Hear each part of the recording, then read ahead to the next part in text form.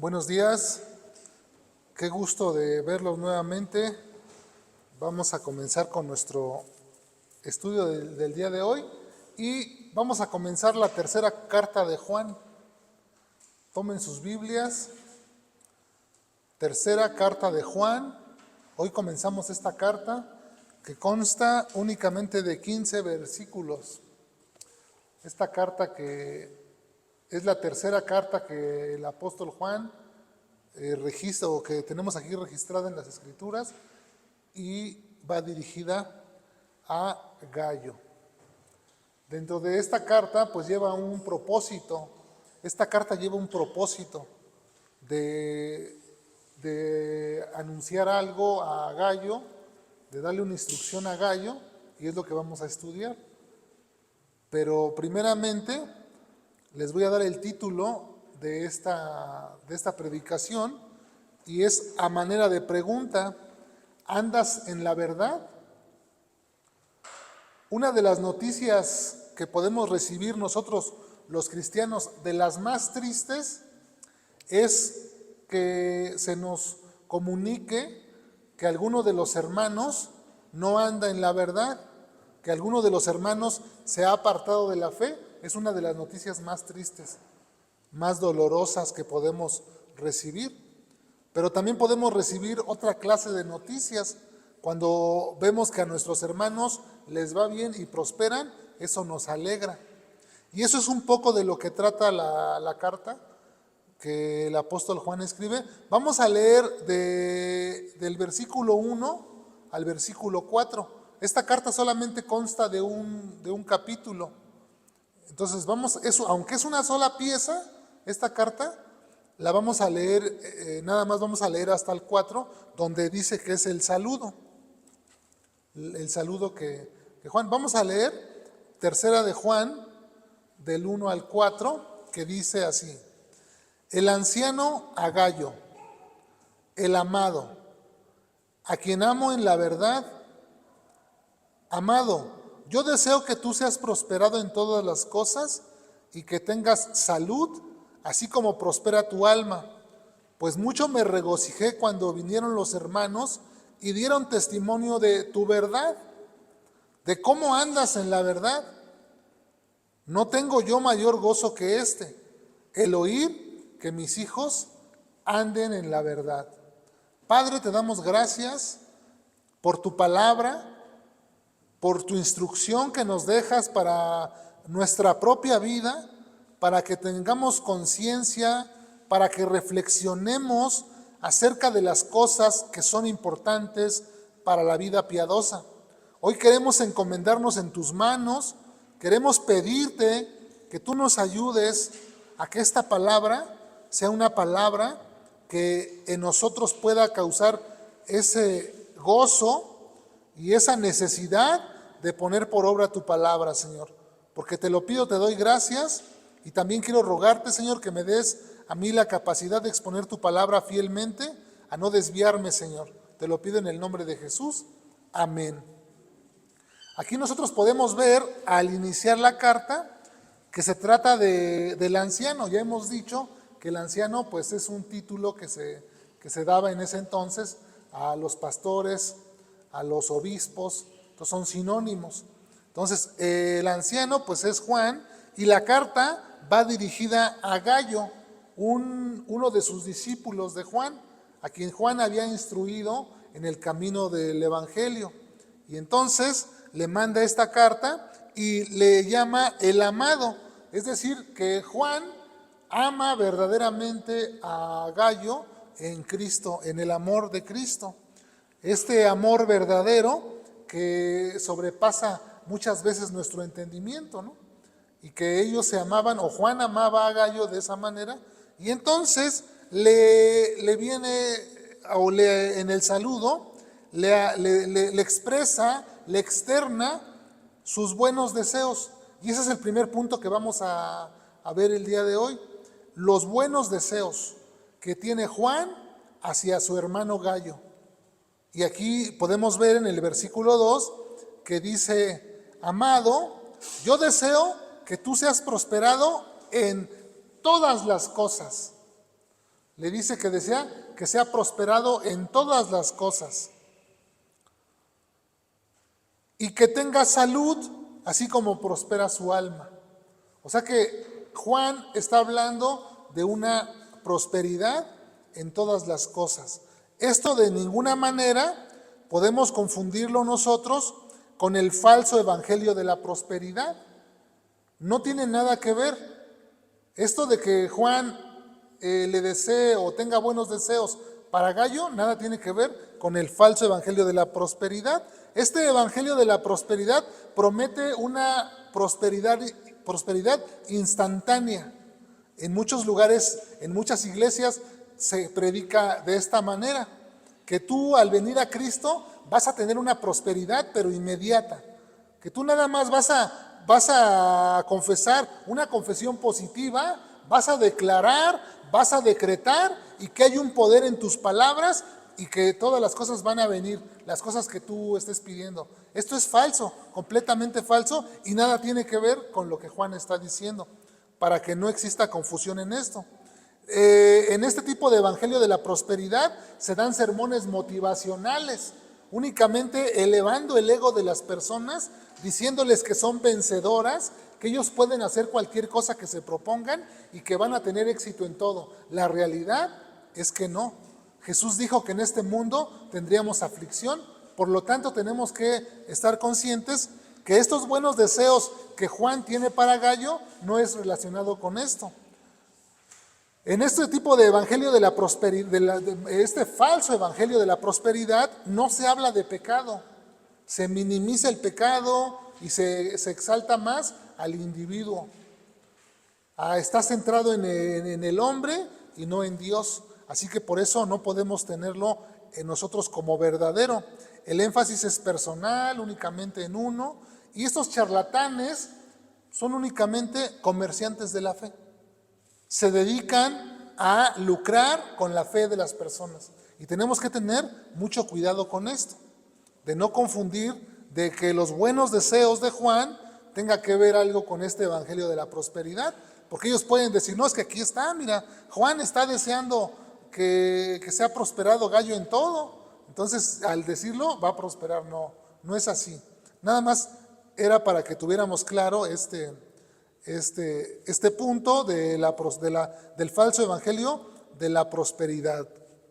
Ahora, Juan tiene buenos deseos y dice que se alegra mucho de ver que Gayo anda en la verdad. Es lo que expresa aquí, ¿no? Entonces, Juan expresa, en primer lugar, le expresa sus buenos deseos a Gayo. Se los está expresando por medio de una carta.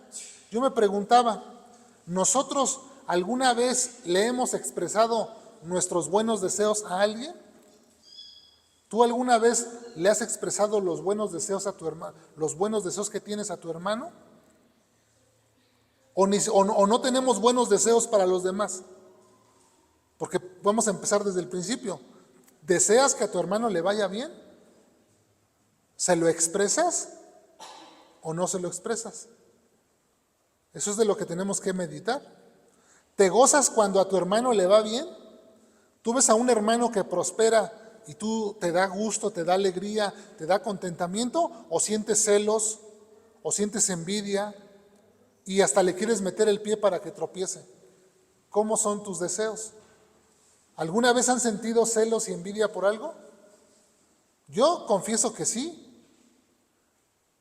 Cuando antes de ser cristiano veía yo a alguien que prosperaba y decía yo, ay, mira, qué carrazo se compró, yo también quiero uno igual. Y entonces ya entraba en mí la envidia de ver que le va mejor, y eso puede causar celos y envidia. En una congregación donde dos hermanos llegan al mismo tiempo a una congregación y de repente uno al poco tiempo ya lo ves teniendo un ministerio, eso puede provocar celos entre hermanos.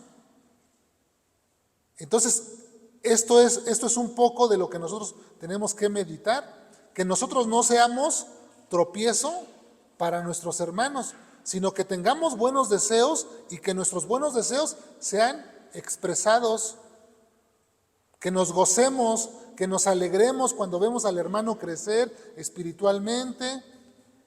Que este hermano, mira cómo ya se sabe versículos, tiene eso. A veces los vemos así como se cree mucho. Empezamos a pensar en nuestra mente. No, tenemos que tener buenos deseos.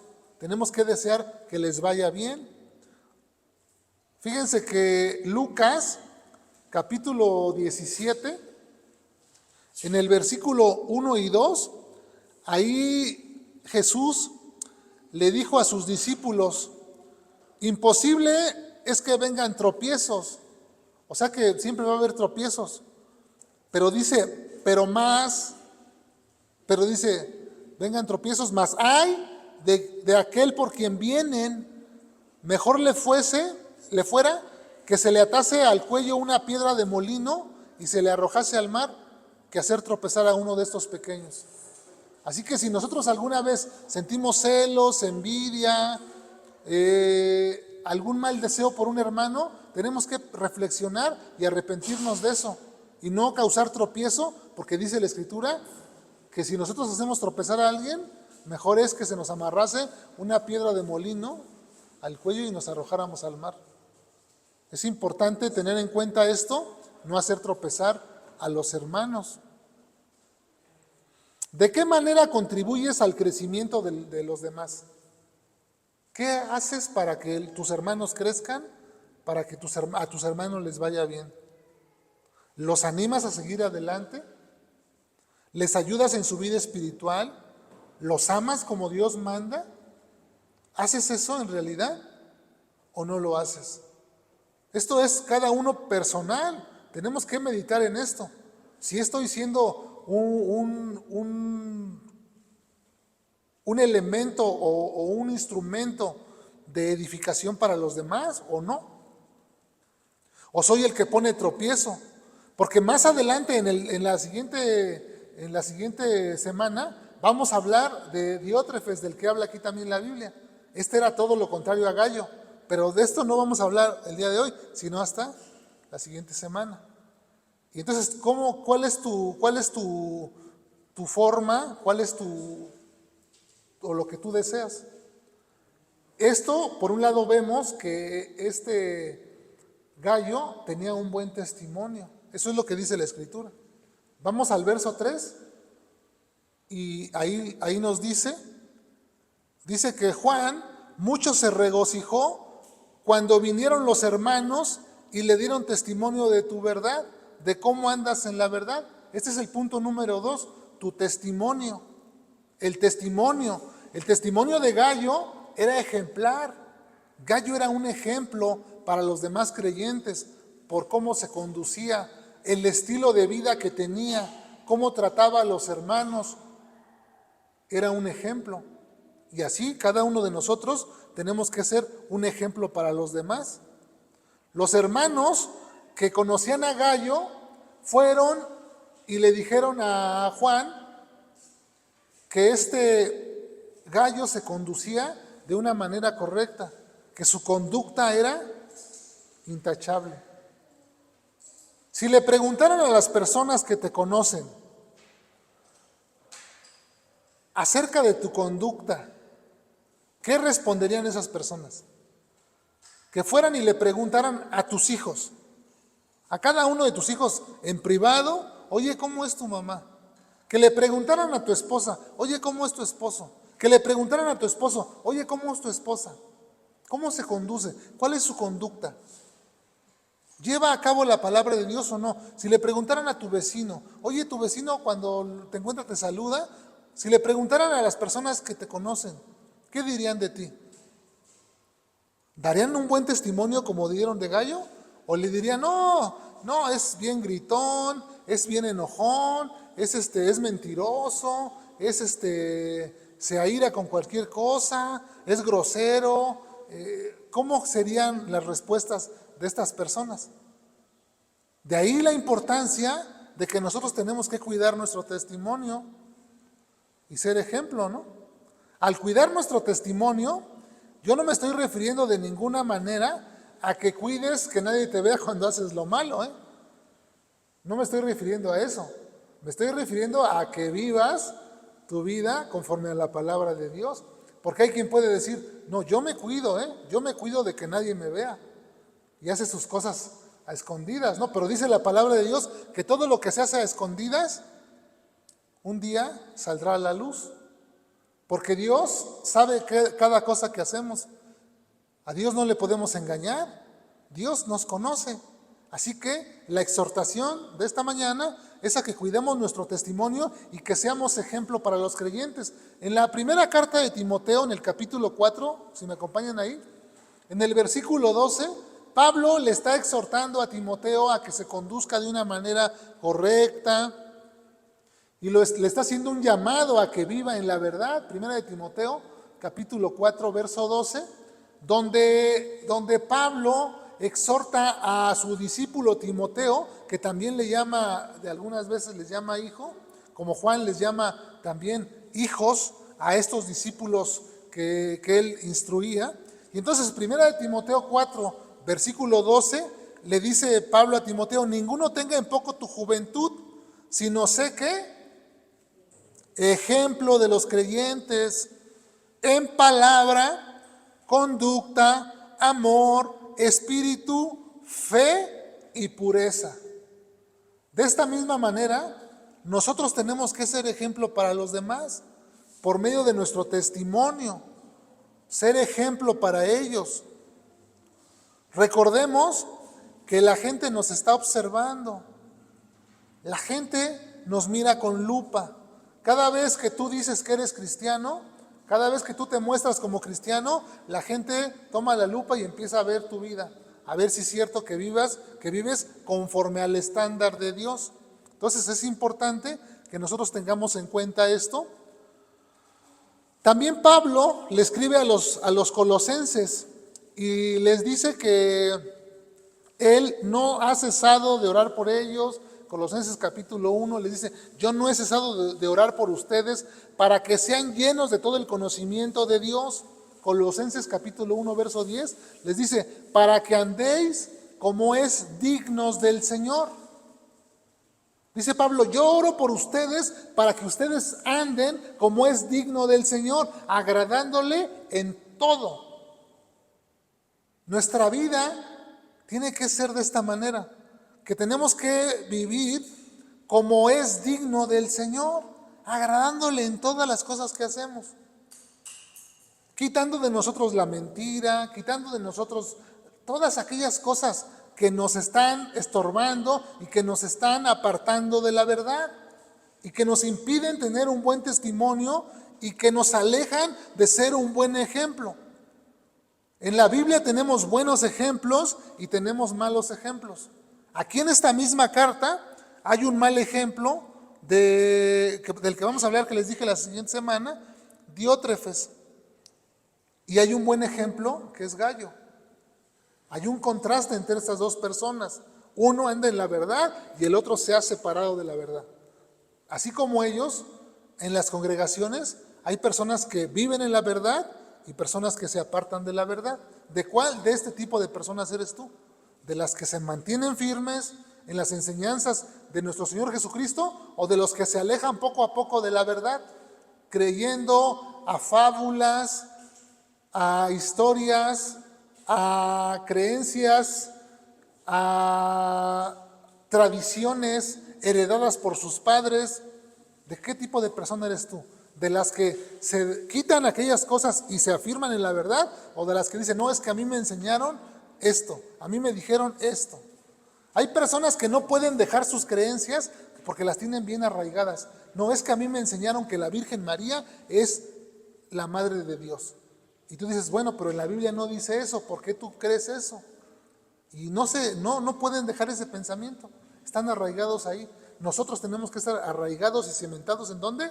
En la verdad, en la verdad. Ese es nuestro fundamento. Punto número 3. El gozo de andar en la verdad. El gozo de andar en la verdad. ¿Sabían ustedes que una persona que permanece en la verdad, esto trae gozo? Andar en la verdad trae gozo a dos a dos niveles. Trae gozo a nivel personal y trae gozo a las personas que te instruyen. En primer lugar, vamos a ver el gozo personal cuando tú permaneces en la verdad. Cuando vivimos apegados a la palabra y sabemos que estamos haciendo lo que nos manda nuestro Señor, nos sentimos contentos de saber que un día cuando nos encontremos con Él cara a cara, nos gozaremos en su presencia, porque habremos hecho aquellas cosas que le agradan a Él. Como en la parábola de los talentos, ¿no? Que a uno le dio 5, a uno le dio 2 y a uno le dio 1, en Mateo 25, donde les dice al que le dio 5, cuando viene a hacer cuentas con él y le dice, bien, ¿cómo le dice? Buen siervo y fiel. Sobre poco has sido fiel, sobre mucho te pondré.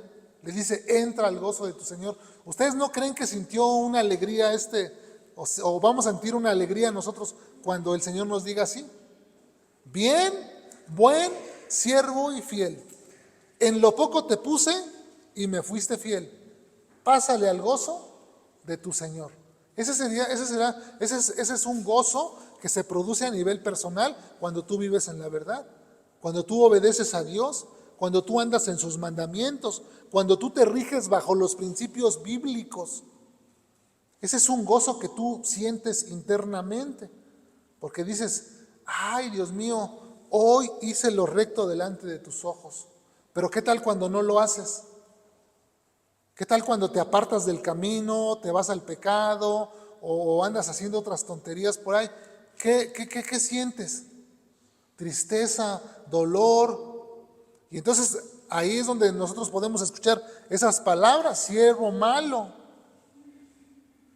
Ahí estamos siendo siervos malos, pero nosotros queremos ser de los siervos buenos. Entonces, ese gozo de andar en la verdad, primeramente se produce a nivel personal. Luego, en segunda instancia, se produce este gozo a los que nos enseñan, a los que nos instruyen en la palabra.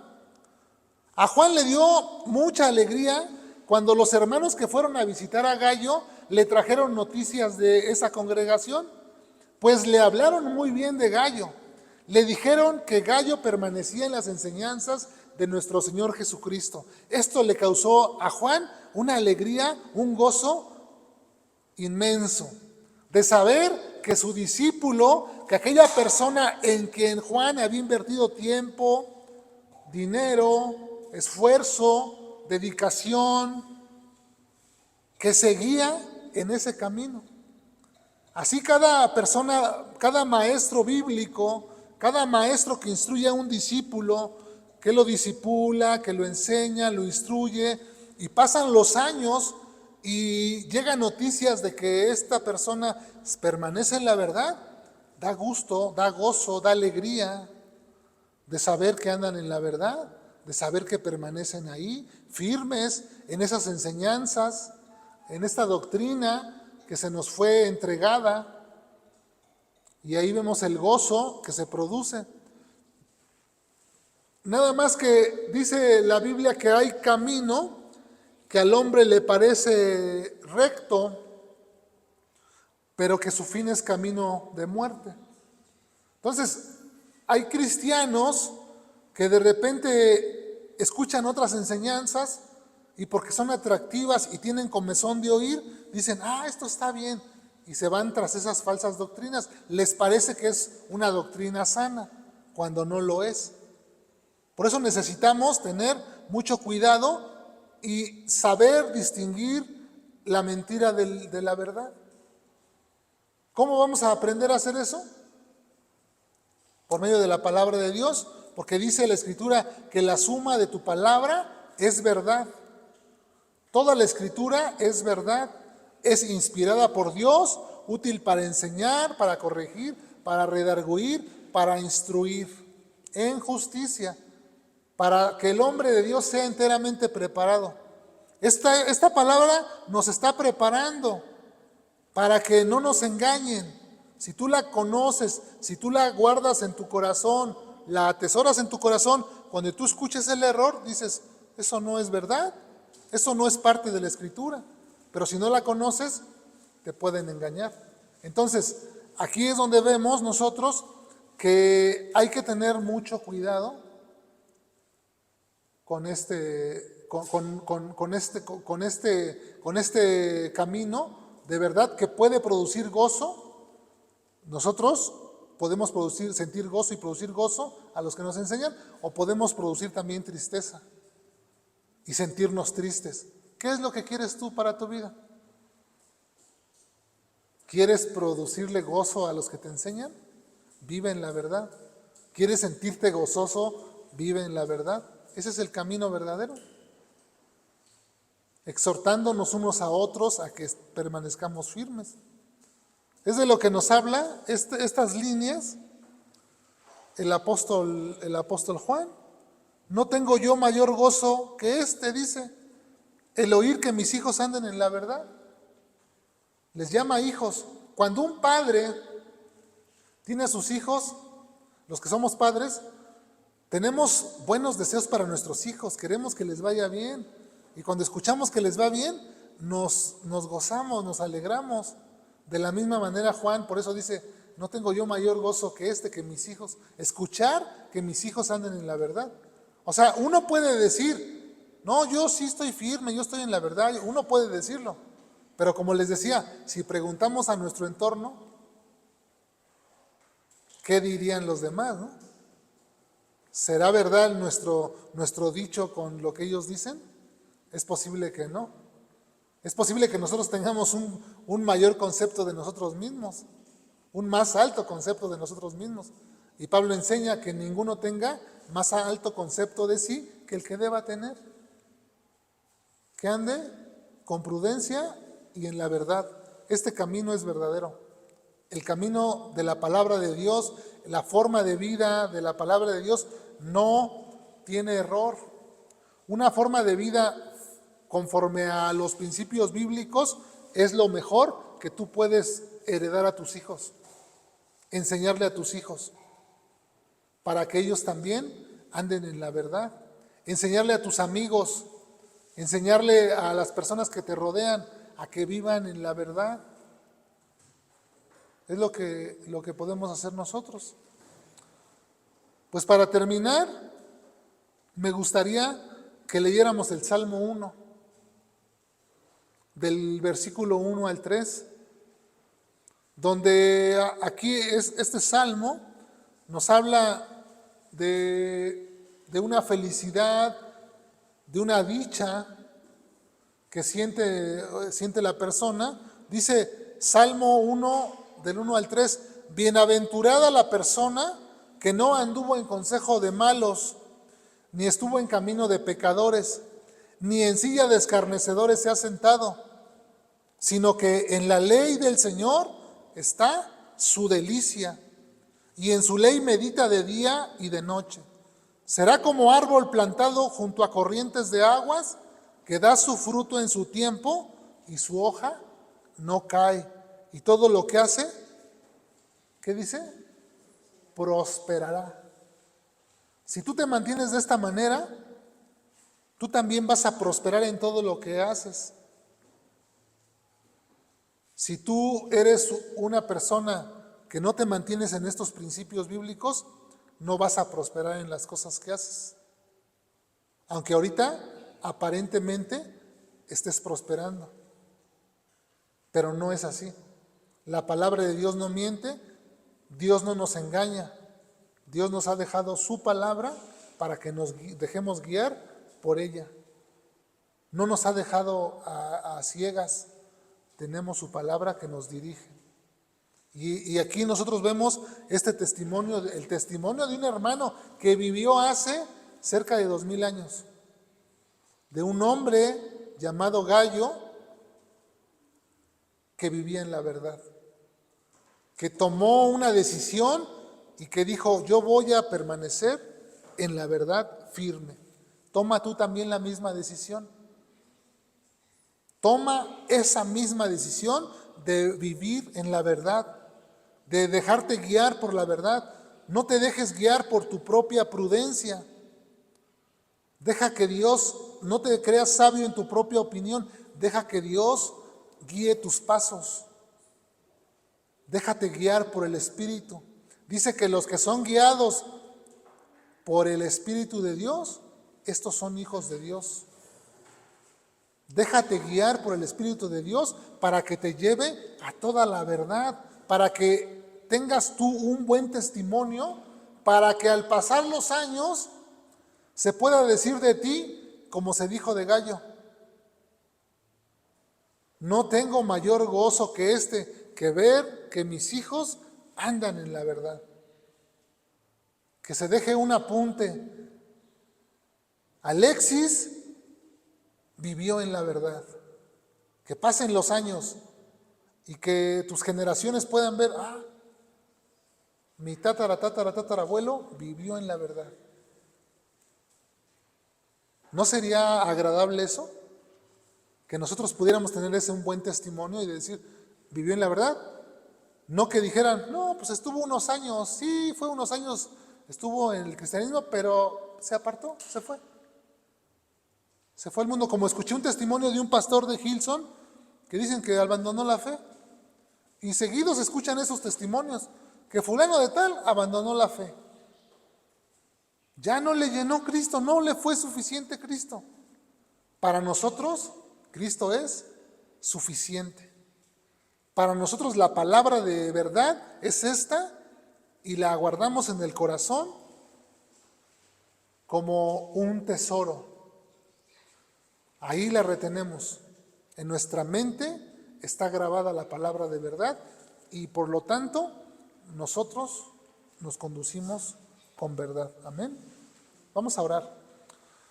Padre del cielo, te damos gracias por esta palabra, Señor, que tú nos dejaste el día de hoy para que podamos meditar en ella. Señor, ayúdanos a vivir en la verdad. Ayúdanos, Señor, a permanecer firmes, Señor, en tu palabra, a no desviarnos, Señor, ni a izquierda ni a derecha, Señor, sino que podamos poner los ojos, Señor, en ti, mi Dios, y que esté nuestro caminar claro, Señor. Ayúdanos a cada uno de nosotros, Señor, porque hay tantas cosas en esta vida, Señor, que quieren apartarnos de la verdad, Señor. Ayúdanos a permanecer firmes, Señor, te lo pedimos en el nombre de Jesucristo nuestro Señor. Amén. Amén. Pues qué alegría de poder reunirnos este día, de poder estar con los hermanos que se conectan a través de las redes sociales. ¿Hay alguien conectado a través de las redes sociales? Nada más dime quién. Rocío Pérez, hermana, le mandamos un saludo desde esta congregación, que Dios la bendiga. Pastor Gonzalo, un abrazo, mi querido Pastor Gonzalo, el Señor te bendiga. Verónica Ponce, hermanita, le mandamos un abrazo desde esta congregación, que el Señor le bendiga. José Ponce, un abrazo, que el Señor te ayude a permanecer en la verdad. Y pues nos despedimos de este estudio y que Dios nos ayude a permanecer fieles.